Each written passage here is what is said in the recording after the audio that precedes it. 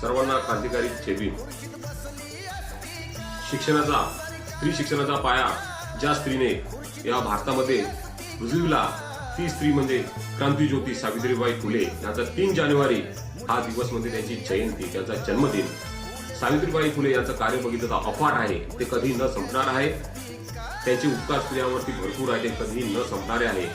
सावित्रीबाई फुले यांच्या कार्यापैकी थोडेसे कार्य आपण इथे जाणून घेऊया। सावित्रीबाई फुले यांनी अस्पृश्यता निवारण याचं कार्य आपल्या हाती घेतलं।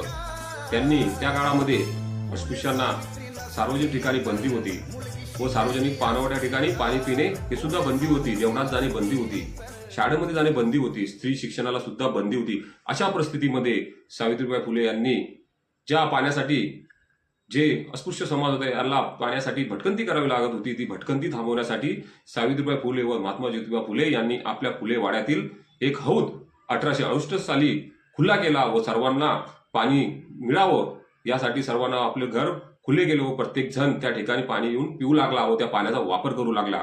सावित्रीबाई फुले यांचं कार्य फार अफाट आहे।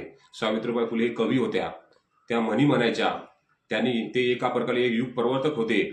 सावित्रीबाई फुले यांनी जे शिक्षणाची ज्योत पेटवली, त्या ज्योतीचा प्रकाश हा संबंध स्त्रियांना अंधारातून प्रकाशामयकडे नेण्याचा मार्ग केला व एक मार्गदाता बनली।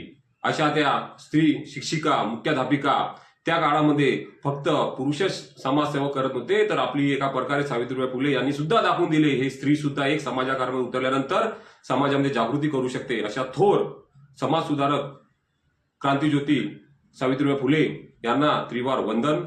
नमो बुद्धाय, जय भीम।